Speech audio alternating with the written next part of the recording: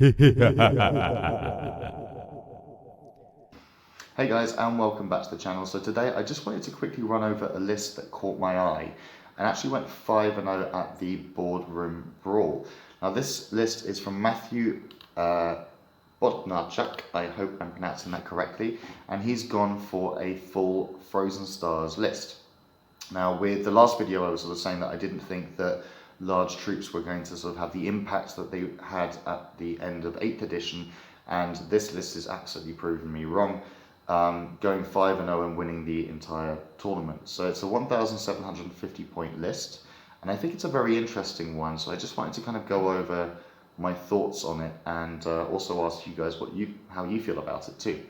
So as I say, it's 1,750 points. It's first of all we have a battalion detachment, and we have a Shadow Seer with the extra pivotal role. So he's got Veil of Illusion, he has the Shadow Stone, of course, and Shield from Harm. And in terms of his spells, he's taken the Veil of Tears and Twilight Pathways, which kind of makes sense if you've got an infantry-based list, because you still want to be able to add those minuses to hit to your infantry. He then has 2 Troop Masters, one of whom has just the Twilight Fang, and otherwise pretty much just standard. Oh no, has a fusion pistol as well, and the other one has a fusion pistol and an embrace. Okay, so 2 Troop Masters, always a solid choice, and they're good combat guys. Then he's got 2 pretty big troops. So he's got 2 10-man units with 5 Kisses and 5 Caresses in each, which I think is a very interesting choice, and it gives him that versatility as well to kind of deal with a lot of the big monsters. Personally, I like to leave a couple bare bones, but I can see why he's done this, just to increase the threat ratio massively. And if you can sort of Twilight Pathways them in, or even take one and put it into reserve or whatever else, then you're on to some pretty hard-hitting units there. So, I mean, from what I can tell, this is a highly aggressive list already. He's then got a unit with, 5, just all with Kisses. Also kind of makes sense, and by the looks of it, that will be in the single Star Weaver that he has as well. And then he has 2 standard troops. Now, I imagine these are mostly for objective holding, maybe even performing actions, playing the mission essentially. So whilst his massive, aggressive, powerful damage dealing units start moving forward, they're taking objectives because, quite frankly, nobody's worried about them at that point. He has a Death Jester with Humbling Cruelty to deny Overwatch, useful against Tau players and obviously a few others. And I'm pretty sure he said that he played against Tau with a Taunar, so probably came in quite useful there.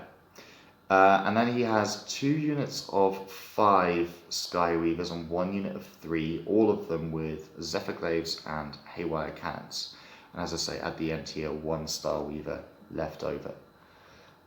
I really like this list. I think this is a really interesting take on how you can still make aggressive Frozen Stars based melee Harlequins work. I don't know exactly how he played this obviously, but I'm sort of guessing from this, as I say, that this is about serious aggression and pressure on the opponent in the first 2 turns, and using like smaller units in the backfield just basically to cover taking those objectives and making sure that you can kind of hold a bit of ground. And I imagine that most of these games were kind of decided by turn 3, really, because you've got a massive amount of killing power. So that killing power can basically mitigate your opponent's ability to then score points later on, because they just don't have enough left.